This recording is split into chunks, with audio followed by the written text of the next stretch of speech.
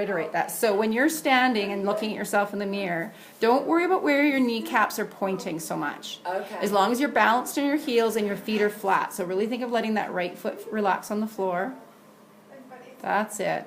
And then the key is then to use your hip muscles in a way that keep your knee from collapsing in when you let your foot relax down. So then you have to think of targeting your hip like you've got a little swivel in your hip joint that's letting your femur rotate outwards without taking your foot with it. So thinking of the front of your hip down across your knee to the inside of your foot, think of that line getting longer, which should allow you to relax your hip back a little bit.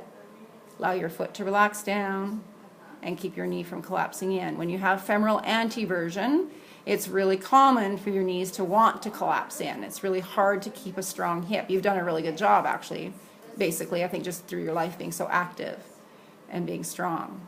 A lot of people have really weak hips when they've had this conformational difference. Okay, so now just squat back ever so slightly like you're riding. So think of those hip creases folding a little bit. That's it. Not lifting your pelvis, sliding it back like it's a box on the floor, not tipping it up.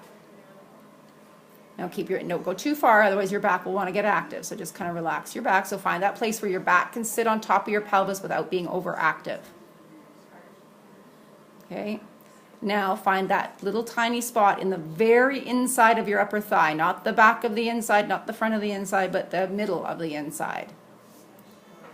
And then think of that spot ever so slightly tightening in. And actually what I'm going to do for you for that, and what you can do, is put a ball.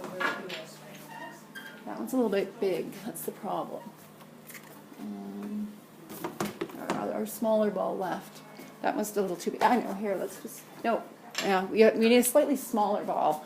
But if you can get a softer ball, like from Walmart or something, that's just like probably 2/3 the size of a basketball, that's about right. Or just one that you can let air out so it gets really soft and mushy.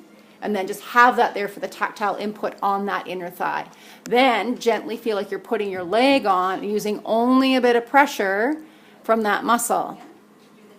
Not from your butt, not from your back, not from your foot, not from your knee, just from that muscle. That's it, you're getting it.